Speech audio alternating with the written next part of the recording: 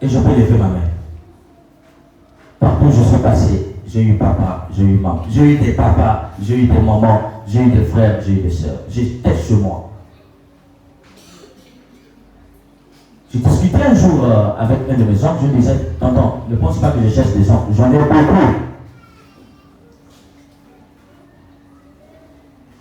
C'est encore dans le tribalisme, dans le sens de la famille, parce que non, c'est ma famille, il n'y a que ma famille. Tu ne peux aider que ta famille, tu n'es pas encore dans l'amour. Parce que généralement, ceux qui vont t'aider, ce ne sont pas les membres de ta famille. Ceux qui seront à ta cause, c'est-à-dire que ceux qui sont prêts pour toi, ce ne sont pas toujours les membres de ta famille. Nous ne sommes pas prêts aujourd'hui parce qu'il y a que les membres de nos familles qui nous ont aidés. Parfois, ceux qui nous ont beaucoup aidés, on ne les connaissait pas. Sors de l'amour de la famille. Dis à ton voisin, sors de l'amour de la famille. Je veux dire par là, ne reste pas dans l'amour de la famille. Voilà. Si tu veux aider, aide le membre de ta famille, aide aussi celui que tu ne connais pas. Parce que souvent, un membre de ta famille, quand il arrive là, il t'oublie. Mais quelqu'un qui ne te connaissait pas, il garde un souvenir indélébile dans son cœur que la personne m'a aidé. Et je vous dis une vérité, chers frères et sœurs. Vous savez, il y a des gens qu'on a aidés dans ce monde-là. Non pas parce qu'il était membre de la famille de la personne qui lui a aidé, mais c'est parce qu'il porte le même nom que la personne qui l'avait aidé. On n'a jamais retrouvé ce monsieur qui l'avait aidé, mais tellement qu'il entend Malonga, il se souvient de Malonga qui l'avait aidé et il aide Malonga. À cause ou grâce à ton nom, ce que tu avais fait, tous les Malonga, quand tu crois ce monsieur-là, ils sont chanceux. Donc on n'a pas de raison. Jésus-Christ a raison de dire, ne restons pas dans l'amour fumeuse. Ça, c'est le premier degré de l'amour.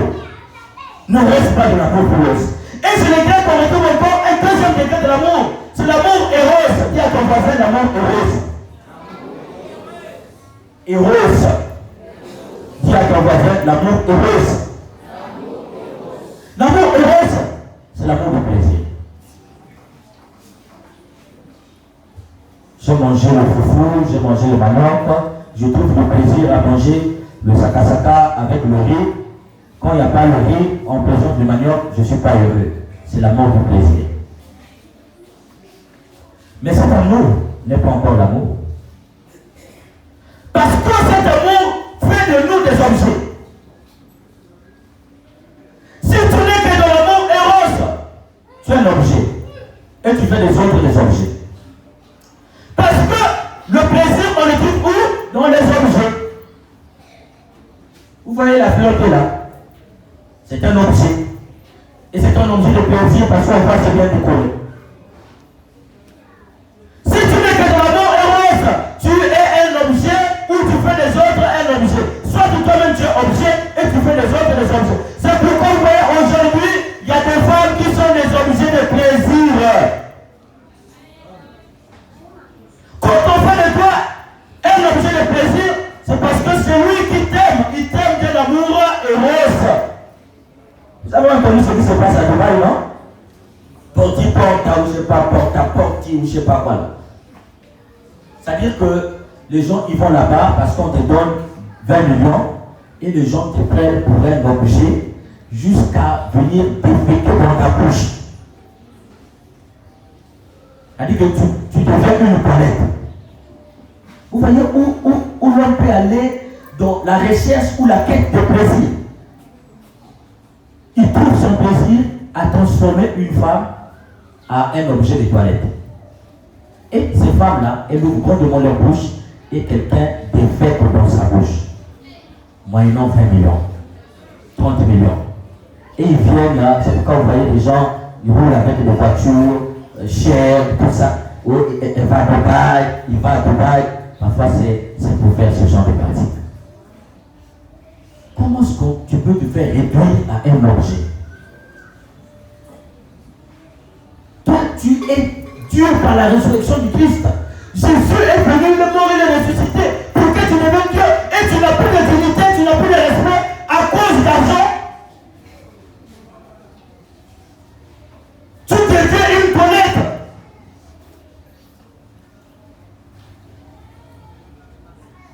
Quand tu es de ont des objets de plaisir.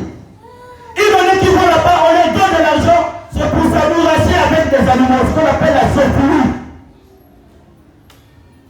Donc il te paye l'argent et tu as des relations avec son chien, avec, je ne sais pas, son animal de maison, domestique. Et la meilleure preuve pour que tu comprennes que quelqu'un fait de toi un objet, je vais te le dire. Vous voyez, quelqu'un peut t'appeler, tu ne décroches pas le téléphone. Une fois, tu ne décroches pas. Deux fois, tu ne décroches pas. La quatrième fois, quand tu décroches, la personne se fâche. Je t'ai appelé, pourquoi tu ne décroches pas? Sache que toi, tu es un objet. Quand tu es en relation comme ça, il ne faut pas dire qu'il t'aime. Il faut dire que pour lui, tu es un objet. Chasseur, quand un homme commence à te menacer au téléphone parce que tu n'as pas répondu, dis-toi que tu es un objet. Pourquoi? Parce que pour lui, chaque fois qu'il t'appelle, tu vas être un objet pour décrocher. Il ne peut pas imaginer que tu peux être occupé. Je t'ai appelé, tu n'as pas décroché, j'étais occupé. Ah d'accord. Est-ce que tu es mort? Mais comme tu es un objet pour lui, dès lors qu'il te dit, je t'ai appelé, une fois, deux fois, tu n'as pas décroché, c'est un problème. Un objet, c'est quelque chose qu'on dépose là. Quand on a besoin, on peut prendre. C'est la même chose. Quelqu'un au bout de toi, tu dis, je suis fatigué ou je ne peux pas. Quand tu commences à te violenter, c'est ce qu'on appelle le viol. Sache que tu es un objet. Et il y a des hommes qui violent leurs propres femmes dans les foyers.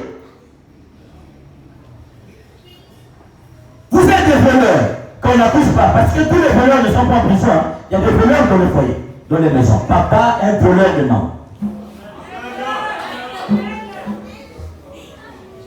Parce que maman est pour papa un objet.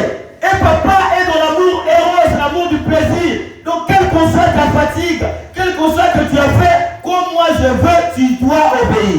C'est le viol. Pas plus ni moins, c'est le viol. Et il y a des femmes qui transforment aussi les femmes en des objets. Parce que, vous voyez qu'on part dans une banque, il y a ce qu'on appelle les distributeurs automatiques. Donc quand tu arrives là-bas, tu mets ta carte, l'argent sort obligatoirement. À moins que ta carte est expirée. Donc il y a des femmes qui transforment les hommes en des objets. Donc quand ils demandent l'argent que tu n'as pas donné, il va sortir avec ton voisin. Parce que tu es un objet, quand on a besoin d'argent, tu vas donner, tu vas donner. Quand il y en a pas, puisque tu es un objet qui devient inutile, on change de genre. C'est pourquoi avec les relations, ça ne marche pas. C'est pourquoi le foyer des femmes, elles sont avec le staff là. Parce que le staff lui donne les pantalons. Quand elle veut les habiller, elle va au marché pour prendre les habits gratuitement là-bas. Il y a un autre qui sort avec lui pour le chaussures. Il y a un autre qui sort avec lui pour de l'argent. Et il y a un bel homme qui l'a choisi. Quand il s'agit de fêtes, c'est avec lui qui se promet pour pas dire à ton gars là il est joli. Donc, elle est dans la prostitution, pas plus ni moins. Donc, c'est pas plus ni moins de la prostitution, mais une prostitution déguisée. Donc, on ne sait pas que c'est la prostitution, mais parce qu'elle est dans les objets, elle est dans la richesse des objets, alors elle transforme au moins 4 hommes en des objets. Vous êtes dans l'amour rose. Vous vous transformez les uns les autres comme les objets. À partir de maintenant, pour la résurrection du Christ, c'est après, si on te considère comme un objet, dis non. Voilà. Et c'est un nom radical. Il faut que ce soit un nom radical et donné radicalement. Je suis fatigué, monsieur, je suis fatigué. Pourquoi? Je n'ai pas d'argent, et je ne peux pas voler pour moi. Il faut que ça soit radical. Ne soyez pas des hommes et des femmes qu'on transforme en des objets et qu'on donne l'amour et rose. Dis à ton voisin, sors de l'amour et rose. Sors de l'amour et rose. Voilà. Jésus-Christ n'est pas venu nous enseigner un amour et rose. Et le troisième degré de l'amour, c'est ce qu'on appelle l'amour philocal. Dis à ton voisin, philocal. Philocal, c'est l'amour de la beauté.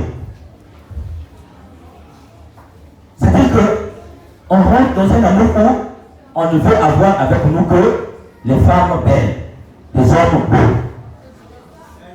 Or, comme disait un poète, après avoir suivi beaucoup de déceptions à la recherche des femmes belles, il avait écrit ceci: dorénavant, Je préfère avoir une femme laide, bien sotte, que d'avoir une belle avec beaucoup d'esprit. Il a fini par comprendre que les femmes belles sont des femmes avec beaucoup d'esprit. Donc quand tu es dans la recherche de l'amour, de la beauté, tu vas rencontrer les esprits. Et aujourd'hui, il y a des hommes qui viennent voir les prêtres. Je vais vous raconter l'histoire. Il a rencontré une femme belle la nuit. Et il a commencé à avoir des relations avec cette femme. Et un jour, tellement qu'il aimait cette femme-là, parce que, quand disait quelqu'un, quand on voit les postures, les rondeurs, c'est-à-dire que la façon qu'elle est bâtie, on se dit voilà, c'est-à-dire que Dieu, comme disait quelqu'un, là où il a pris la terre pour te fabriquer, c'est l'endroit où il partait lui-même pieds nus pour chercher la terre. Donc on voit la beauté, le reflet de la beauté de Dieu. Dans la corpulence, c'est une femme bien bâtie. Et lui s'est dit, non, celle-là, je dois embrasser ça et mettre dans ma maison. Mais je dois voir tes parents, ceci, c'est là où mes parents, bon, tu viens dans notre maison, c'est à tel endroit. Et ils débarquent là-bas, je suis venu voir mon défi, je vais les poser. Qui? Où est un tel? Où est un tel, votre fille? Viens d'abord. Un tel, oui. Celle-là que tu vois là. Oui, voilà, celle. Ah, tu es sûr que je sais, moi je suis en relation avec elle. Ça fait déjà bientôt 2 ans nous sommes ensemble. Donc je veux maintenant légaliser les choses. Mais ça fait 2 ans et demi, elle est décédée. Comment ça, tu crois? Elle est décédée. Voici les photos de son enterrement. Elle était enterrée à tel endroit. Puis allez, tu vas voir. Ici, j'ai un tel, né, décédé. Elle, oui, mais elle est décédée sur quoi? Elle n'a pas venu pour à l'église. Non, on a fini de prier. Il faut aller dormir à la maison de mon père, je vais dormir à l'église ici. Quand tu cherches la beauté, tu vas rencontrer les esprits. Ne cherche pas la beauté parce que la beauté physique ne signifie pas la beauté du cœur. Quand tu cherches la beauté physique, tu vas retrouver un corps noir, un cœur méchant. Des hommes de femmes là. Comme disait quelqu'un, il a posé une femme, et puis la maman est venue, la belle-mère est venue là. Elle a servi la nourriture pendant que le mari est au boulot à la belle-mère. Et quand son fils arrive, il demande à maman, maman, tu as mangé? Oui, papa, j'ai mangé. Ah, tu as très bien mangé? Oui, voici l'assiette. Elle sort l'assiette, c'est un vase où les enfants défèquent avec. Elle a servi la belle-mère la nourriture dans un vase. Ça, on a dit, même si on a célébré le mariage là, mais vous devez d'abord, quelqu'un doit aller à gauche, l'autre à droite d'abord, parce que ça, c'est trop grave. Comment est-ce que, parce que tu as des problèmes avec ta belle-mère, tu vas jusqu'à lui servir la nourriture dans un vase et tes enfants défèquent avec? Et il y a des femmes comme ça assises ici. Elles sont prêtes à tuer les belles-mères. Parce que toi, tu filmais la beauté, mais elle est diabolique, cette femme que tu as prise et mis dans ta maison. Elle est sorcière, elle a un cœur noir, elle est foncièrement méchante et négative. Mais quand tu filmais la beauté, voici les exemples de la beauté. C'est pourquoi l'amour philocal, il n'est pas encore l'amour. Quand tu es dans l'amour philocal, c'est pourquoi vous voyez aujourd'hui, il y a des femmes, elles n'ont plus confiance en leur beauté. Vous voyez les femmes aujourd'hui, nous, femmes africaines, ça n'existe plus. Pour les brésiliennes, pour les messes. Mais toi-même, ce que tu as donné là, tu ne peux pas valoriser ça. C'est parce qu'elle veut plaire aux hommes par la beauté physique. Et il y a des gens qui les ont éduqués à ne plus croire en leur beauté. Souvent, j'ai été toujours scandalisé. Hein. Vous allez voir ces filles-là, je vous le dis la vérité. Vous allez voir ces filles-là, dans les trousseaux, les sacs que vous voyez là, il n'y a pas d'argent dedans. C'est les huiles d'attraction, l'huile de ceci, de cela. Les belles filles, elles ont celui-là dans les sacs. Pourquoi? Elles portent leur propre beauté. Elles croyaient que, pourquoi au terme il faut la beauté? Maintenant les gens, parce que vous savez, je vais vous dire quelque chose. Le corps est mystique. Surtout les femmes. Parce que c'est vous les victimes d'amour aujourd'hui. Vous voyez, On vous fait croire que pour que les gens t'aiment, ils doivent regarder d'abord tes cuisses, tes parties intimes. C'est ça aujourd'hui. Et c'est pourquoi on vous habille. Les gens vous habillent. Depuis là-bas, ils réfléchissent comment les habiller pour qu'elles soient des objets. On vous habille comme ils veulent pour qu'on puisse regarder vos parties. Mais ce que vous ignorez, c'est que le corps, c'est un mystère qui se dévoile en se voilant. Je veux dire quoi par là? Ça dit que lorsque tu montres une partie, celui qui vient chez toi, il vient simplement pour découvrir la partie qui est restée cachée. Dès lors qu'il découvre ça, il va dire, donc ce n'était que ça. Il n'y a rien d'extraordinaire. Maintenant, quand tu te dis, mais tu ne m'aimes plus, mais il ne t'aime pas, il ne t'a jamais aimé, il était venu voir ce que tu avais caché là. La partie que tu as cachée, comme il a vu, tu es déjà dans ce qu'on appelle le tout vu, il a tout vu, il n'y a plus l'amour. Cache ton corps, il ne faut pas exposer ton corps comme un objet de beauté pour que les gens qui viennent vers toi, ça soit des pervers. Quoi on t'a beauté? Dis à ton voisin, quoi on t'a beauté? Tu n'es pas obligé de taper le visage. Parce qu'on dit congolais, c'est le tchatcho. Tu n'es pas obligé de faire tchatcho. Pourquoi on t'aime? Quoi on sait que Dieu t'a donné? Exprime ton cœur. Quand ton cœur est beau, tu vas attirer parce que le beau attire toujours. Quand tu es beau intérieurement, ils vont venir. Toi tu travailles, tu crois que tu travailles, tu as de l'argent, l'homme va préférer aller prendre une femme qui est belle, qui n'a rien, au lieu de prendre une femme avec qui il va payer pour les factures ensemble. Tu te trompes, il va prendre celle avec qui il va payer les factures ensemble. Ne vous trompez plus, hein. Les femmes cherchent le travail, ne cherchez pas à plaire par la beauté. Vous allez poser de l'amour pour local. Et il y a des hommes aussi qui sont de l'amour pour local. Donc il faut s'habiller, ça dit qu'il y a des gens, il y a des soeurs qui viennent te présenter un homme. Quand tu vois déjà l'homme là, tu sais que l'amour là, ça peut parler loin. Il y a un âge donné pour porter les jeans, les baskets, mettre les pantalons au niveau des fesses. Mais tu as déjà plus de 30 ans, tu continues à mettre les pantalons aux fesses. À quel moment tu vas devenir responsable? Et toi tu te promènes avec un monsieur qui déjà le pantalon, et puis demain tu vas venir prier, Vierge Marie, donne-moi un mari. Mais toi tu ne savais pas que lui là, il ne savait pas aller loin. Il y a des relations des amis que tu vois, tu sens que ça là, ça ne peut pas aller loin. Parce que le monsieur se voit pour plaire. Complexe de féminité, de supériorité avec le téléphone. C'est-à-dire que lui, pour demander qu'il t'aime, il doit te donner beaucoup d'argent, te payer de Range Rover, te donner. Il y a des femmes qui sont 3e, 4e femmes. Des hommes. Ce que vous ignorez, c'est que si quelqu'un fait de toi 3, 4e femme, remarquez bien, je vous dis la vérité, ces femmes de 3e, 4e femme, elles font toujours de fausses couches là-bas. Allez réfléchir à la maison. Elle a beaucoup d'argent, hein? Elle est 4e femme d'un député, d'un ministre, mais elle, son travail, c'est faire de fausses couches. Allez méditer à la maison. Pourquoi? C'est pour vous dire, chers frères et sœurs, que l'amour pour le Kali n'est pas l'amour. Si tu entends de l'amour pour le Kali, sort de cet amour.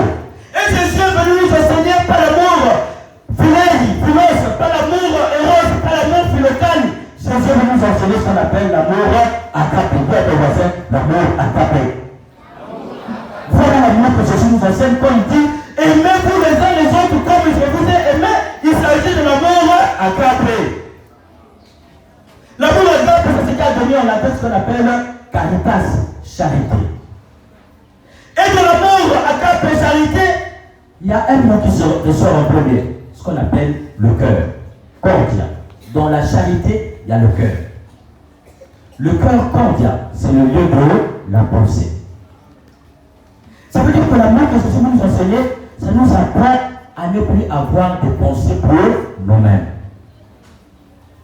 Puisque dans la charité, il y a le cœur. Ça veut dire que le lieu de la pensée par excellence de l'homme, il fait quoi? Il fait rentrer l'autre dans cet amour, dans ce cœur. Et ça donne quoi? Le bon nombre de secrets. Donc si tu aimes comme Jésus dit, aimez-vous les uns les autres comme je vous ai aimé, ça veut dire que quand tu aimes l'autre, la première condition c'est quoi? Il n'y a plus de secret. Maintenant toi, demande-toi, toi tu dis que tu aimes ta femme, ton téléphone est toujours collé. Ton code là, c'est pourquoi. Toi, ton réseau, c'est quand tu es seul, il y a des réseaux. Quand ta femme est là, il n'y a pas de réseau. Ça veut dire que toi, quand on t'appelle au téléphone, tu vas d'abord regarder ta femme, c'est là pour débaucher. Qu'est-ce que tu caches? Si l'amour n'a plus de secret, ce que Jésus nous enseigne, pourquoi tu gardes des secrets? Pourquoi tu ne peux pas laisser ton téléphone sans code? Un jour, on nous appelle à 22h, je pense. Il y a une dame ici, elle a fait un arrêt cardiaque AVC, bon, demi-paralysie, elle ne peut plus parler dans un bus ailleurs, bus OTA, bus de l'État. Et elle ne peut plus parler. Bon, on a vu dans son téléphone un endroit qu'on appelle, bon, un numéro qu'on dit, mon fils n'est pas adressé, pourquoi je vous appelle 22h, 23h. Ah, donc, de venir, ça c'est peut-être des porteurs là, les braqueurs là, non. Et là, le monsieur insiste, mon père, je ne sais pas si vous êtes prêts, mais venez parce que c'est cas de danger de mort, de vie ou de mort.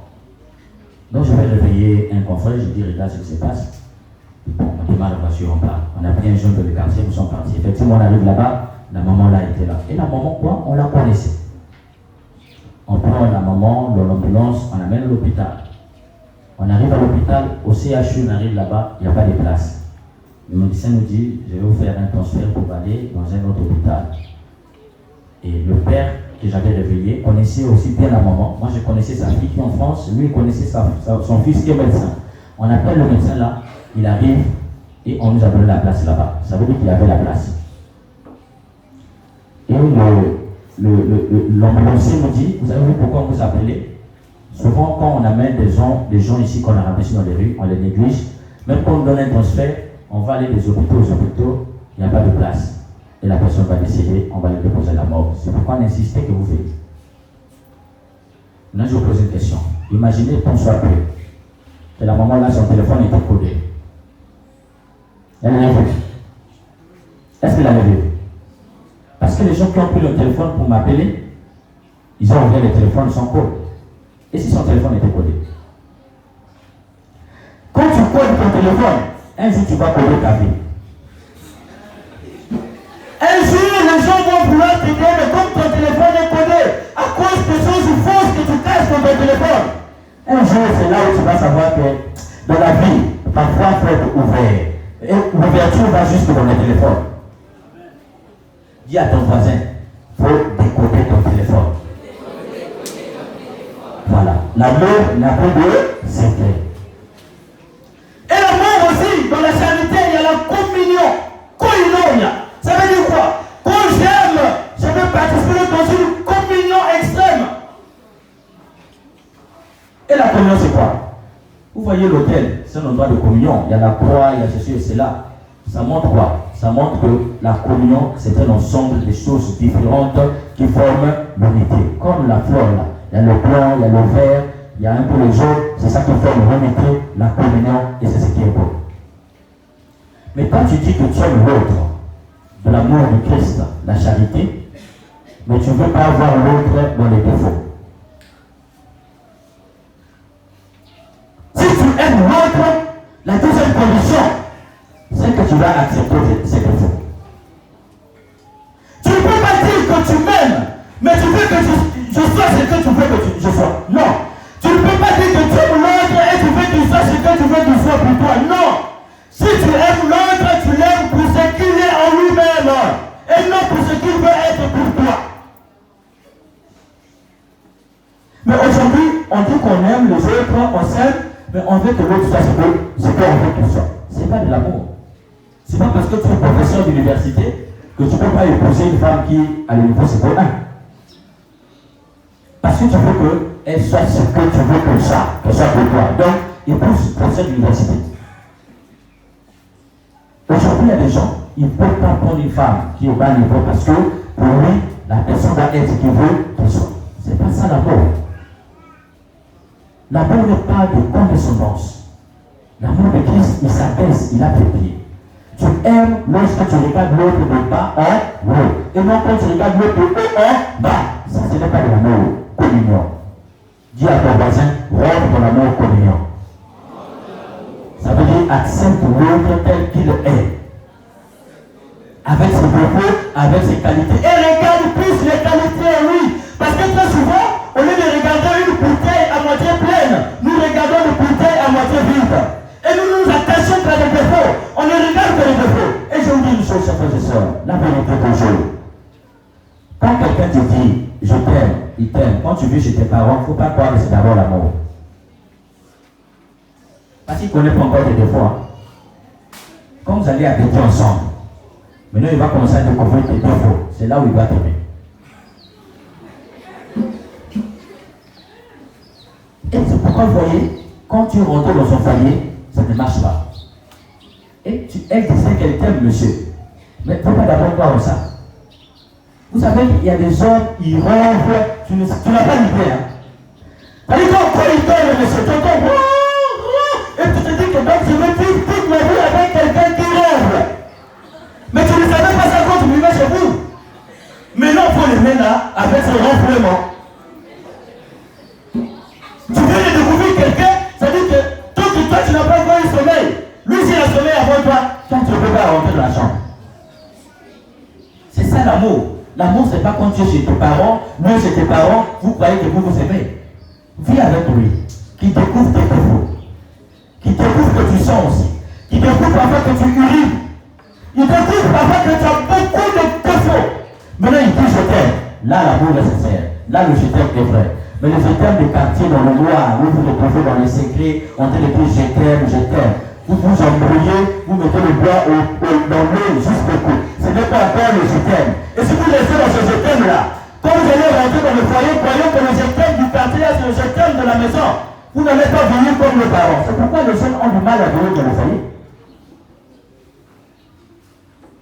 L'amour communal, c'est l'amour de défaut. Et le meilleur endroit pour exprimer cela, c'est dans le foyer. Et pour finir, le dernier degré de l'amour que Jésus veut nous enseigner, c'est le pardon. Dans la charité, il y a aussi le pardon. Tu ne peux pas dire que tu aimes si tu es incapable de pardonner. Quand l'autre te dit pardonne-moi et tu dis non, c'est que tu n'aimes pas. Tu aimes peut-être à ta façon, mais pas à la façon de Jésus-Christ. Parce que par la façon de Jésus-Christ, aimer, c'est pardonner. Dis à ton voisin, aimer, c'est pardonner. Et pardonner, c'est une arme de destruction de force de ténèbres. Et pardonnez-nous des armes. Quand quelqu'un dit pardonne-moi, quand tu es dans le Christ, quand tu entends cette phrase, tu es désarmé. Ta colère diminue, tout ton poids se paie. Et tu pardonnes. Mais tu dis que tu aimes ta femme. Et elle te trompe. Tu ne veux pas la pardonner. Mais toi, quand tu es fidèle, tu as déjà fait 4 enfants dehors, et puis elle l'amène à la maison, elle élève, c'est normal. Et tu dis que tu aimes ta femme. Madame, elle vous a ramené dans l'amour l'amour des objets, hein, Eros. Donc, il y a des femmes, c'est terrible. Elle élève dans son foyer 7 enfants que le monsieur lui a fait dehors. 7. Avec ce qu'elle a elle-même, donc elle a 9 enfants, mais les 9 ne sont pas tous ses enfants. Vous êtes un objet d'élevage des enfants. Vous êtes mère pauvre. Vous êtes comment on appelle ça? Vous êtes ménagère. Il y a des femmes qui sont dans le foyer, mais elles sont de ménagères. C'est-à-dire de nounous. C'est-à-dire que vous êtes là pour être des nounous de ses enfants. Donc vous élevez ses enfants. Mais ne pouvez pas quand ta femme va prendre une grossesse dehors, tu dis que le foyer est fini. Il faut quitter. Je suis venu rétablir l'égalité entre l'homme et la femme. Celui qui n'a jamais péché, qui soit le premier à jeter une pierre.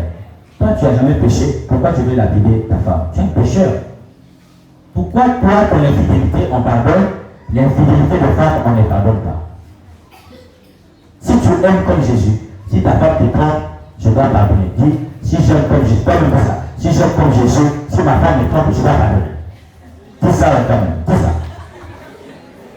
Non, dis ça que je dois pardonner ma femme si elle me trompe. Dis ça. Voilà. Il faut qu'on arrive là. Pour que tu comprennes que ce que tu fais, le mal que tu fais là, quand on te fait ça, ça fait très mal. Pour que Dieu nous aide aujourd'hui à prendre conscience de la grâce de l'amour qui est venu révéler au monde. Parce que le monde sera sauvé que si nous nous aimons comme Jésus nous a aimés. De sortir l'amour héros, de sortir l'amour philocal, de sortir l'amour philos pour rentrer dans l'amour agapé, qui est l'amour de communion, qui est l'amour de pardon, qui est l'amour de non secret pour les uns et pour les autres. Ce n'est que de cet amour-là que nous pouvons nous sauver nous-mêmes et sauver le monde. Amen.